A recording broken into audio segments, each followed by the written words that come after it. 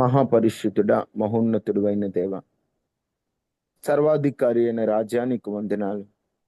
నీ మాటలు ధ్యానించుటకు మేము సిద్ధపడుచుండగా మాతో మీరు మాట్లాడి మమ్మలను బలపరచండి. నీ వాక్యము శక్తివంతమైనది రాజా.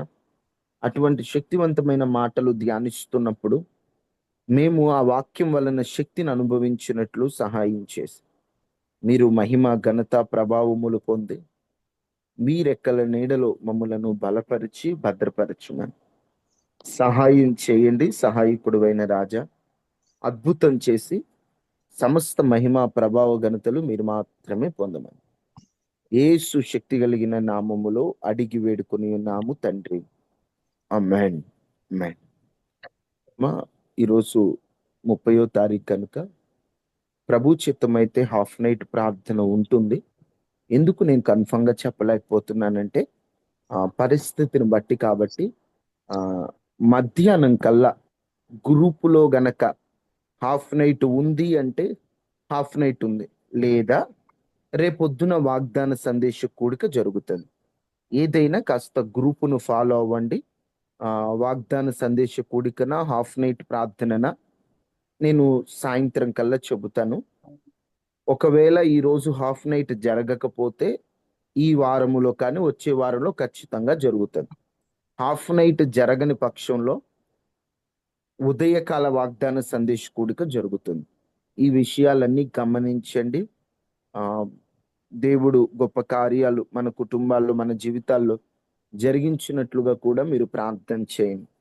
ప్రభు చిత్తమైతే రాబోయే జూలై నెలలో ఓ 7 రోజుల లేదా ఓ 3 రోజుల ఉపవాస ప్రార్థనలు ఏర్పాటు చేద్దాం అనుకుంటున్నాను.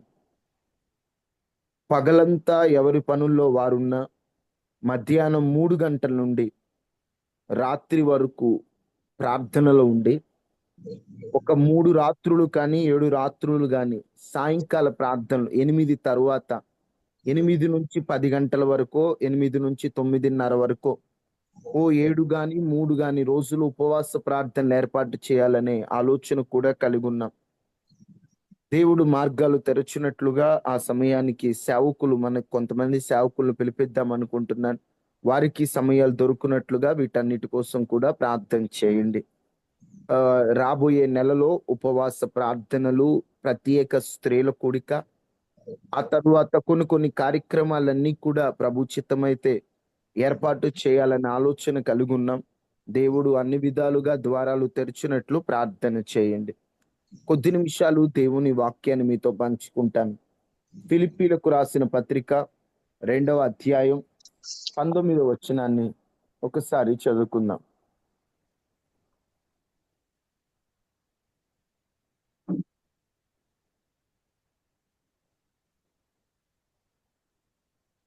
నేనును మీ క్షేమము తెలుసుకొని ధైర్యము తెచ్చుకొను నిమిత్తము తిమోతిని శీఘ్రముగా యొద్దకు పంపుటకు ప్రభు అయిన యేసునందు నిరీక్షించుచున్నాను. మీ క్షేమము విషయమై నిజముగా చింతించువాడు. ఒకసారి ఓకే అమ్మా, అక్కడ చదవడానికి సమయం లేదు. 25 చదవండి అమ్మా.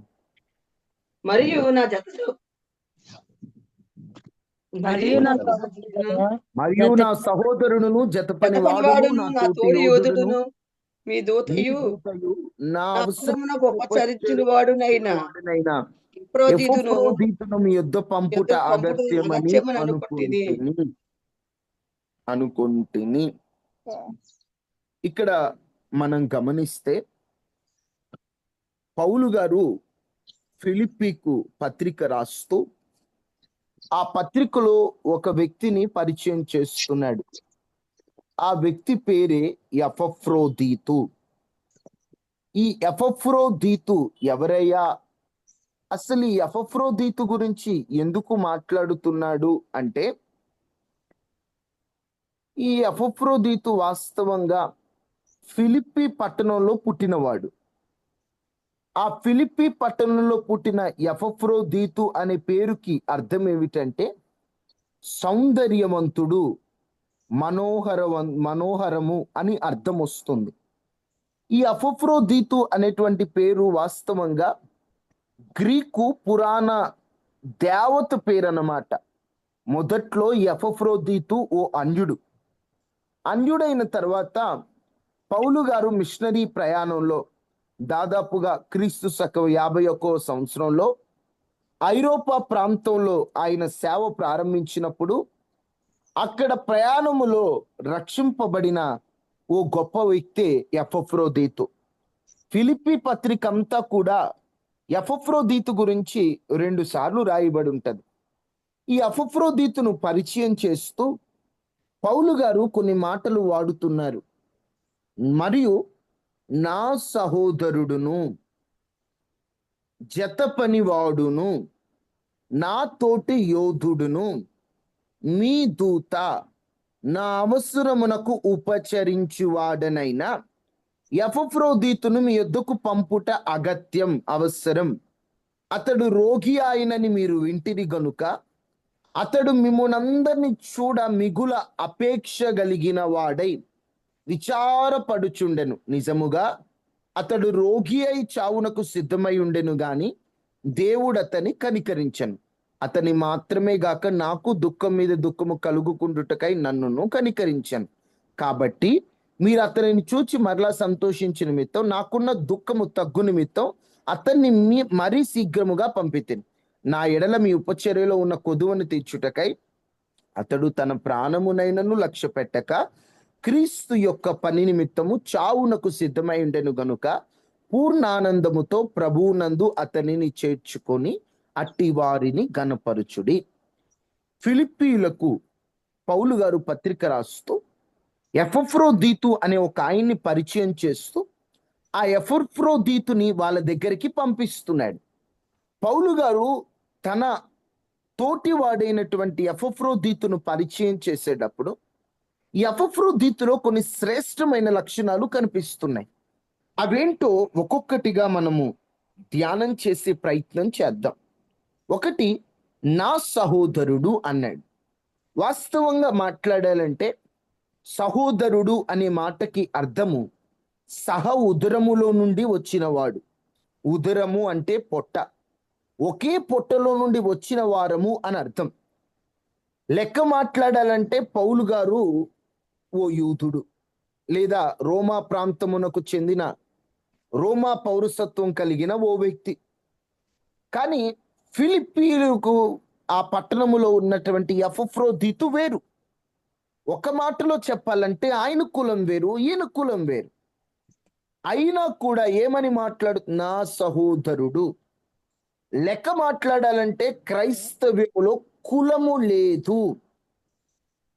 ఇక్కడ వీరు వేరు వేరు కులాల్లాగా అనిపించిన పౌలు గారు సంబోధిస్తూ నా సహోదరుడు.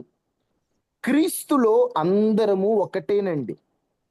ఒకరు ఎక్కువ, ఒకరు తక్కువ, ఒకరిది పై కులం, ఒకరిది తక్కువ కులం, ఒకరు పెద్దవాడు, ఒకడు చిన్నవాడు, ఒకడు గొప్పవాడు. అలాంటివి భేదాలేమీ లేవండి క్రైస్తవ్యములో. ఈరోజు చాలా మంది క్రైస్తవులనే పిలువబడతారు, క్రైస్తవులని చెప్పుకుంటారు, క్రైస్తవులనే వారు మేము క్రైస్తవులమండి, మేము క్రైస్తవులమండి అంటుంటారు. కానీ వారిలో ఉన్న కుల ఫీలింగులు అనేవి అసలు తగ్గనే తగ్గవు. మా కులమండి, మా ఊళ్ళండి, మా వాళ్ళండి, మా వాళ్ళండి. మనది ఏ కులం? పరిచార కులం. మనది ఏ కులం? యాజకులం. మనది ఏ కులం? సేవకులం. ఈ కులం మనది, అంతే తప్ప కుల ప్రస్తావనలు దేవుని సన్నిధిలో ఉండకూడదు. ఇక్కడ పౌలు గారు నా సహోదరుడు, కులముతో, ప్రాంతంతో, రంగుతో నాకు సంబంధం లేదు. క్రీస్తు రక్తము చేత కడగబడి త్రియేక దేవుని నామములో బాప్తిసం పొంది ఆయన నమ్ముకొని రక్షణ పొందిన మేమందరం కూడా సహోదరి సహోదరులమే. ఒక ఉదరములో నుండి వచ్చిన వారి లాగానే ఉంటాం. ఎందుకంటే ఒకే దేవుని రక్తము చేత కడగబడిన వారు. నేనంటాను, ఒకే తల్లి గర్భాన పుట్టిన వారు సహోదరి సహోదరులైతే ఒక దేవుని రక్తము చేత కడగబడిన వారు సహోదరులు అవ్వకపోవడానికి వింతేముంది? పౌలు గారు కూడా పత్రికలు రాస్తూ సహోదరులారా సహోదరులారా అని సంబోధిస్తాడు. అంటే మనందరం ఒకటే. ఎందుకు ఈ మాట చెప్తున్నానంటే, ఎంతగా పౌలు లేదా ఎపఫ్రోదితు కలిసిపోతే వారు సహోదరులుగా ఉన్నారు. ఈరోజు మనం కూడా అమ్మా మందిరం విషయంలో, ప్రభు విషయంలో కుల ఫీలింగులు తీసేయండి. మరలా చెప్తున్నా, ఇదొక శరీర క్రియ. ఎందుకంటే కుల ప్రస్తావనలు బైబిల్లో లేవు. కులము భారతదేశంలో కొందరు కనిపెట్టింది. ఆ కుల చరిత్ర మనకు అనవసరం. కానీ చాలా మంది క్రైస్తవులే కానీ చిన్న కులస్తులంటే వాళ్ళకు ఒక చులకన. ఏమండి మీరు చిన్న కులస్తులు, మీకేంటండి, మీరు ఇట్లా అని ఒక చులకన ఉంటది. పై కులస్తులు గర్వం ఉంటది. ఇలాంటివి దేవుని సన్నిధిలో ఉండకూడదు. మనందరము సహోదరి సహోదరులం. మనందరము ఒక తల్లి పిల్లలు వలె పెరుగుతున్న వారం. మనందరి తండ్రి ఒక్కడే, ఆయన పరలోకమందున్నాడు. ఆయన బిడలం మనం. అందుకని దయచేసి మరలా చెప్తున్నా, కుల సంఘములో ప్రభు ఉండడు. కులమున్న చోట దేవుని కార్యాలు పనిచేయవు.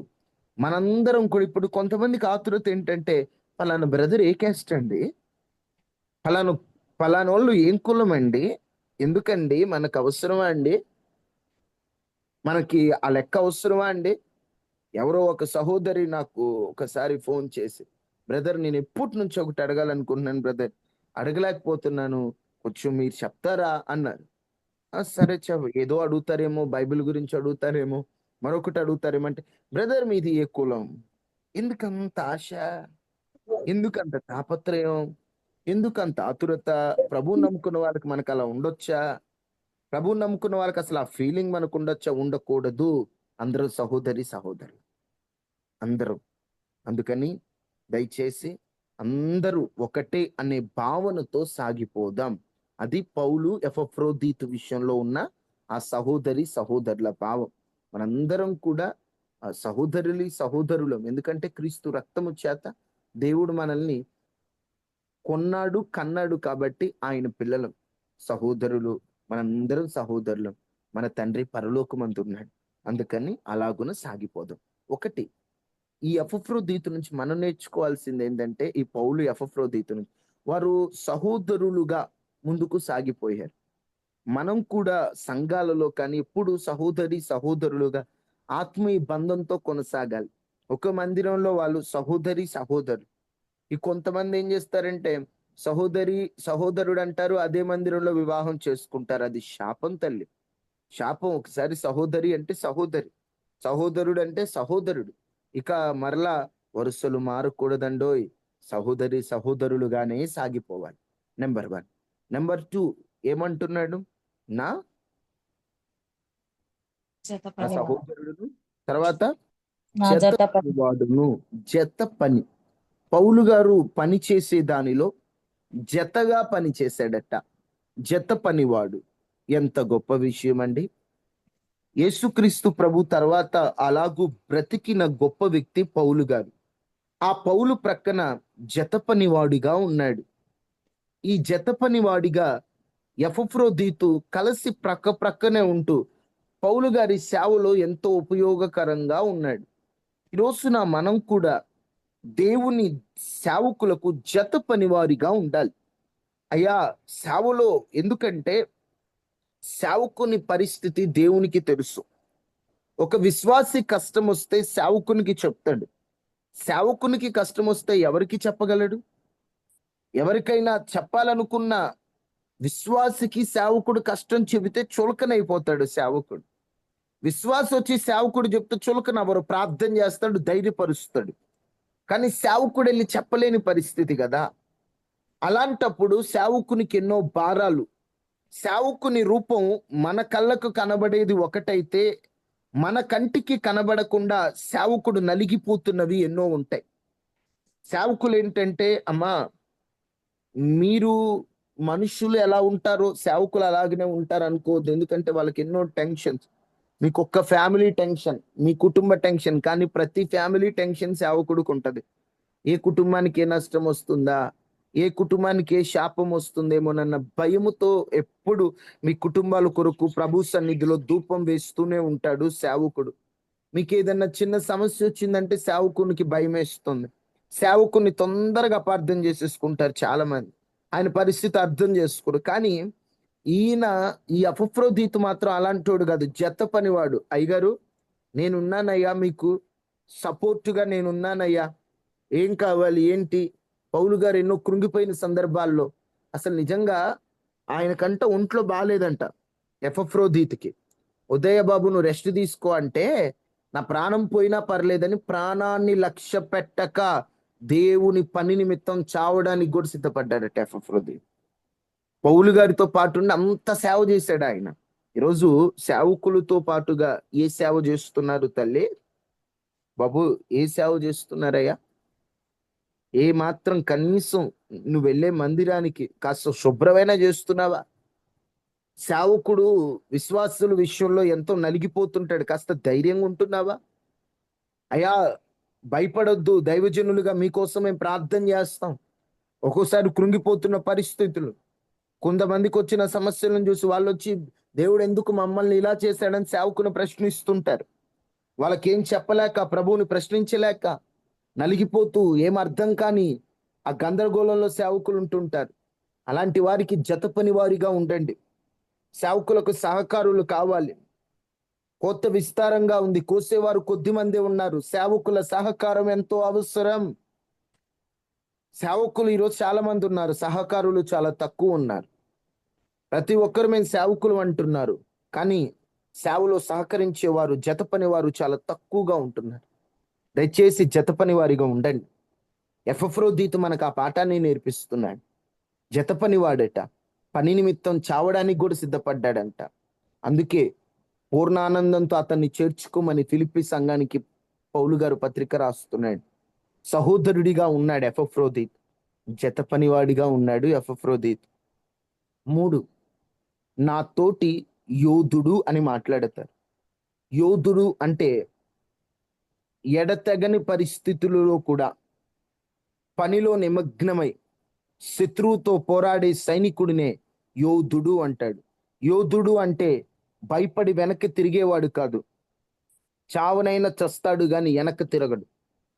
ఈయన గురించి చెబుతూ జత పనివాడు, నా తోడి యోధుడు. పౌలు గారి జీవితంలో ఎన్నో పోరాటాలు, ఎన్నో అవమాన పరిస్థితుల్లో అలాంటి వ్యక్తితో ఈయన ప్రక్కనుంటూ ఇతను కూడా ఒక పోరాట యోధునిగా ఉన్నాడు. సమస్యకు భయపడేవాడు క్రైస్తవుడు కాదు, సమస్యను ఎదిరించి నిలబడేవాడు క్రైస్తవుడు. సోలిపోయేవాడు క్రైస్తవుడు కాదు, శోధనలో నిలబడేవాడు క్రైస్తవుడు. మనం ఎవరం అంటేనండి, సైనికులమంట. 2 తిమోతికి రాసిన పత్రిక 2వ అధ్యాయం 3వ వచనం చదవండి.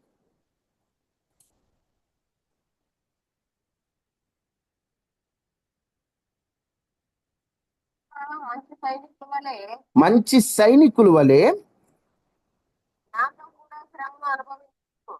నాతో కూడా శ్రమను అనుభవించు. క్రీస్తు యేసు యొక్క మంచి సైనికుడు. బాబు, మనం సైనికులం, యోధులం. ఆ క్రీస్తు యేసు యొక్క మంచి సైనికుడు ఆ శ్రమలు అనుభవించడంలో కూడా ఒక యోధునిగా, నిజం చెప్పాలంటే మనందరం ఒక సైనికులం. ఆర్ సోల్జర్స్ మనందరము. ఇప్పుడు ఆర్మీ వాళ్ళు ఎప్పుడు శత్రువు నుంచి ఏ దాడి వస్తుందా అని భయపడుతూ ఎప్పటికప్పుడు వారిని అంతం చేయడానికి వీరి ప్రయత్నాలు చేస్తూ ఉంటాం. మనం అలాగనే, సాతానే మన శత్రువు, వాడే ఉగ్రవాది. ఆ ఉగ్రవాది పన్నాగాలు నాశనం చేయాలంటే నువ్వు ఒక పోరాడే యోధునిగా ఉండాలి. ముసలోడు, బలం లేదు, వంగిపోయి నడుస్తున్నాడు, బాబు నేను ఆర్మీలో జాయిన్ అవుతానంటే జాయిన్ చేసుకుంటారా? రండి సార్, మీకోసం ఎదురు చూస్తున్నాము, మీరు వస్తే మీకోసం అన్ని ఏర్పాటు చేస్తాం అంటారా? బాబు, నువ్వు సైనికుల్లా లేవయ్యా. సైనికుడు అంటే వంగేవాడు కాదు, సోలిపోయేవాడు కాదు, నిలబడేవాడు. ఈరోజు నువ్వు క్రీస్తు యొక్క సైనికునిగా ఉండాలంటే ప్రతిదాని కృంగిపోయేవాడిగా కాదు, ధైర్యంగా నిలబడి పోరాడడానికి నువ్వు సిద్ధపడాలి. నువ్వు ఒక సైనికుడివి, ఒక సైనికురాలు అని మర్చిపోవద్దు. సైనికులలో యోధులం మనం. క్రీస్తు యేసు యోధులం, ప్రార్థనా యోధులం. ప్రార్థనలో పోరాడుతున్నాం, దేవునితో మనం అడుగుతున్నాం, అపవాది శక్తులతో పోరాడుతున్నాం. మనం పోరాడేది ఈ లోక సంబంధమైనటువంటి వాటితో కాదు, అంధకార సంబంధ దుష్ట దురాత్మ శక్తులతో మనం పోరాడుతున్నాం. ఆ పోరాటం మన జీవితంలో ఉంది కాబట్టి మనము యోధులుగా ఉండాలి. ఈయన యోధుడంట. సైనికుడు అంటే ఏమో వెనక్కి రావచ్చు పారిపోయి, కానీ యోధుడు వెనక్కి రాడు. ఒకవేళ యోధుడు వెనక్కి వచ్చాడంటే అది శవమై వస్తాడు తప్ప అతడు భయపడి వచ్చేవాడు కదా. అందుకే చావడానికి కూడా సిద్ధపడ్డాడనే సందర్భాన్ని కూడా వాడాడు. యోధుడు అనే పదాన్ని వాడడానికి కారణం ఏంటంటే అతడు తన ప్రాణాన్ని కూడా లెక్క చేయకుండా ప్రభు పని నా ముఖ్యమని దేవుని పని చేసుకుంటూ ఓ సైనికుడిగా ఆ పని చేస్తున్నప్పుడు వచ్చిన ప్రతి పోరాటాన్ని జయిస్తూ ప్రతి పోరాటంలో గెలుపు సాధిస్తూ ఆయన గొప్ప వ్యక్తిగా ఆయన ముందుకు వెళ్ళిపోతున్నాడు. ఇక్కడ మనకి అర్థమవుతుంది ఈయన ఎంతగా పని చేశాడు. ఈరోజు మనం ఎలా ఉన్నాం? యోధులుగానే ఉన్నామా? నిజంగా పోరాడుతున్నామా? మనం సాతానుతో చేతులు కలుపుతున్నామా? ఒకసారి పరిశీలించండి. ఇక్కడ నా సహోదరుడు, జత పనివాడును, నా తోడి యోధుడును, మీ దూతయు. ఎవరితో? మీ దూతయు అంటే దూత అంటే దాని అర్థం అంబాసిడర్, రాయబారి. అక్కడివి ఇక్కడ, ఇక్కడివి అక్కడ. మీకు దూత. ఏం దూత? మీరు చెప్పినవన్నీ ప్రభువుకు చెప్తాడు, ప్రభువు చెప్పినవన్నీ మీకు చెబుతాడు. మీకు ఒక దూత, మీ దూత అని వాడాడు అనమాట. అంటే ఈయన దేవునికి ప్రజలకి మధ్యవర్తిగా ఉన్నాడు. ఈరోజు మనం మనుషులకు మధ్యవర్తులుగా ఉంటాం.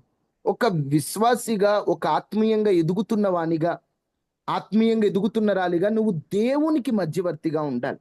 అంటే ఒక వ్యక్తిని ప్రభువుకు పరిచయం చేసే వ్యక్తిగా నువ్వు ఉండాలి. ఈరోజు చాలా మంది ఎలా తయారవుతున్నారంటే దేవుని పరిచయం చేయట్లా, వాళ్ళని వాళ్ళే ఎక్కువ పరిచయం చేసుకొని వాళ్ళ గొప్పతనాన్ని వాళ్ళు చూపించుకోవాలనుకుంటారు. అలా కాదు, మనము దూతలం.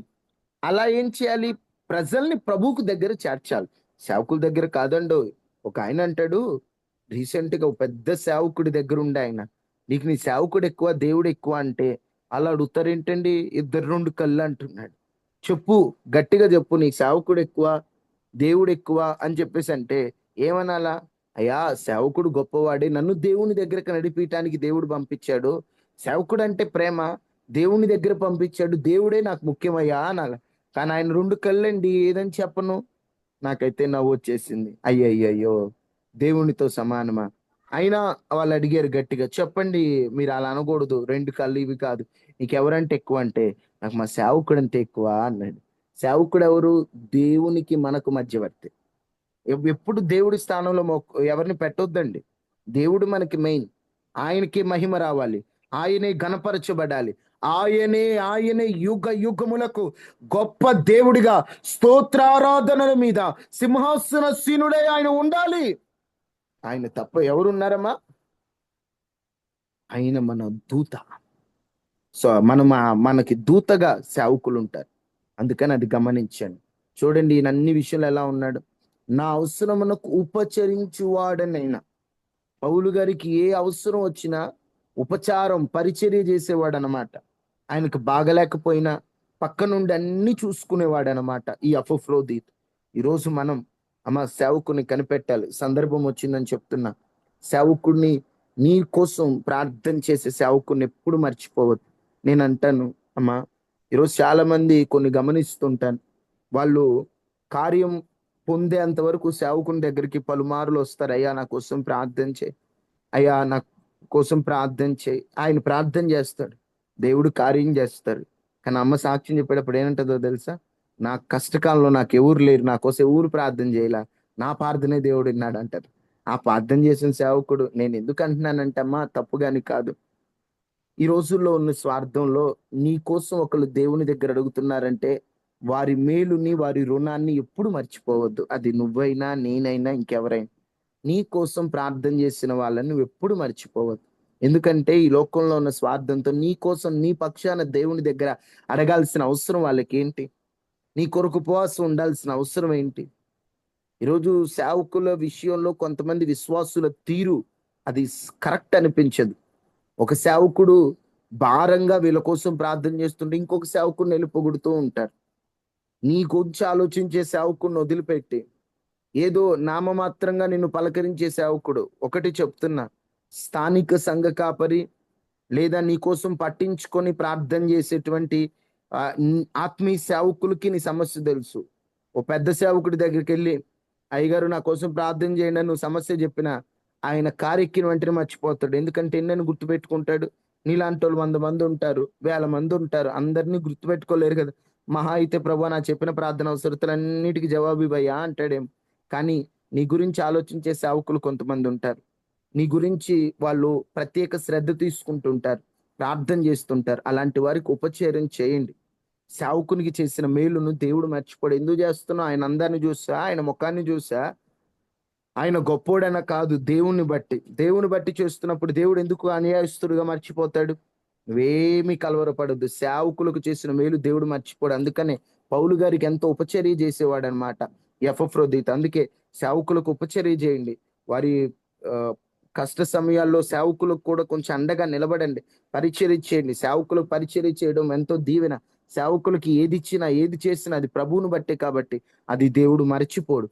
చూడండి, ఉపచర్య చేసేవాడు. 1 సహోదరుడిగా ఉన్నాడు, 2 జతపనివాడిగా ఉన్నాడు, 3 యోధుడిగా ఉన్నాడు, 4 దూతలా ఉన్నాడు, 5 ఉపచర్య చేసేవానిగా ఉన్నాడు, పరిచర్య చేసేవానిగా ఉన్నాడు. ఎపఫ్రోదీతు, అతని పేరులో ఉన్న సౌందర్యం అతని జీవితంలో ఉంది. చూడండి, అతడు ఎంత ప్రభు పని కోసం తాపత్రయపడ్డాడో చూడండి. రోగి అయినా కూడా దేవుణ్ణి విడిచిపెట్టలేదు. దేవుడు కనికరించేంత వరకు ఎదురు చూశాడు. కాబట్టి అతన్ని చూచి దుఃఖముఖం తగ్గిందట. అతడు అంత మంచి వ్యక్తి అనమాట. ఈరోజు మనం కూడా అలా గుణం ఉండాలండి. ఎపఫ్రోదీతులో 5 లక్షణాలు త్వరగా మీతో చెప్పాను. ఆయన పరిచర్య చేస్తాడు కాబట్టి సేవకుల ఉదాహరణలు తీసుకొని మాట్లాడాను తప్ప మరొక ఉద్దేశం ఏం కాదు. దయచేసి ఎపఫ్రోదీతు ఎలా సేవకులకు సహకారిగా ఉన్నాడు. పౌలు గారు అంత గొప్ప సేవ చేశాడంటే, ఒకటి ఆయనలో ఉన్న దేవుడిచ్చిన కృప, దానితో పాటు ఆయన తోటి సేవకులు, తోటి పరిచారకులు కూడా అండి. ఎపఫ్రోదీతు గాని, లేకపోతే కొంతమంది ఉన్నారు, తిమోతి గాని, లేకపోతే ఫిలిప్ గారు గాని, కొంతమంది వారు పౌలు గారికి రూఫునకు తల్లి గాని, కొంతమంది ఆయన మోసం చేసిన అలెగ్జాండర్ లాంటి వారు మోసం చేసిన ఆయన పక్కనుంటూ ఆయనను బలపరుస్తూ ఆయనకు తోడుగా ఉండే ఎంతో మంది ఉన్నారు. అలాంటి వారు కావాలి. ఒక సేవకుడు ఒక్కడే ఏ పని చేయలేడు. సేవకులకు సహకారులు కావాలి. అలాంటి సహకారులో మనకు మాదిరి ఎపఫ్రోదీతు. ఆ ఎపఫ్రోదీతు ఎంత మాదిరిగా ఉన్నాడో మనం కూడా అలాగున సేవకులకు జత పని వారిగా, సహోదరులుగా. సేవకులు కూడా మేము ఎక్కువ వీడు తక్కువ అన్నట్టు చూడకూడదు. సేవకుడు అందరూ సమానంలా చూడాలి. ఎందుకంటే సేవకుడు అందరం ఒకటే అన్న భావంలో ఉండాలి. క్రీస్తులు అందరము ఒకటే. దయచేసి ఎపఫ్రోదీతు జీవితాన్ని పరిశీలించడానికి మనకు సరైన సమయం లేదు, కొంచెమే ఉంటే కొన్ని మాటలు, పైన మాటలు మీకు చెప్పాను. ఎపఫ్రోదీతు ఎలాగున సేవకు సహకారిగా ఉన్నాడో ఆ విధంగా దేవుడు మనల్ని ఆశీర్వదించి వాడుకొనును గాక. ఆమేన్, ఆమేన్. అందరూ తలలు వంచండి, ప్రార్థన చేసుకుందాం.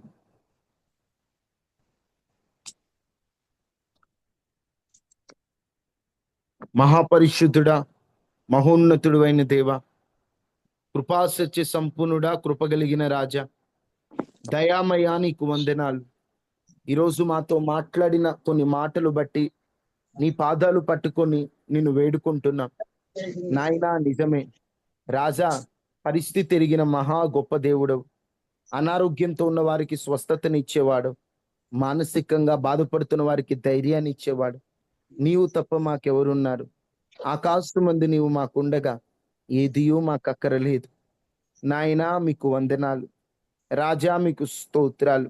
దయగలిగిన దేవా, నీకు వందనాలు. పరిశుద్ధుడా, నీకు స్తోత్రాలు. నాయనా, ఈరోజు ఈ యొక్క ఉదయకాల ప్రార్థనలో పాల్గొన్న వారందరినీ జ్ఞాపకం చేసుకోండి. అనారోగ్యంతో ఉన్న వారికి స్వస్థత, మానసికంగా ఇబ్బంది పడుతున్న వారికి ధైర్యం, విడిపోయిన కుటుంబాలు కలవడం, అయా నష్టాల్లో ఉన్న వారికి లాభం, చేతి పనుల్లో ఉన్న వారికి లాభం, కష్టార్జితాన్ని వారు అనుగ్రహించండి. ఈరోజు చేయబోతున్న పని పాటల్లో, ప్రయాణాల్లో తోడుగా ఉండి ప్రతి ఒక్కరికి క్షేమాన్ని ఇవ్వండి. సాతాను కన్ను పడకుండా కంచివేయండి. ఎపఫ్రోదీతు వలె మంచి పరిచారకులుగా మేము తయారవునట్లు సిద్ధపరచండి.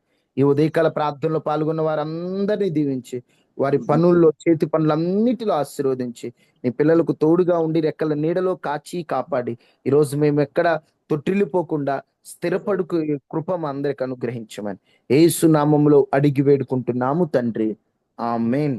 తండ్రి అయిన దేవుని ప్రేమ, కుమారుడైన యేసుక్రీస్తు వారి కృప, పరిశుద్ధాత్మ అన్యోన్య సహవాసం మనకి, మన కుటుంబాలకి ఎల్లప్పుడూ ప్రభు కృప తోడైండును గాక. ఆమేన్. ఆమేన్. వందనాలయ్యా అందరికీ.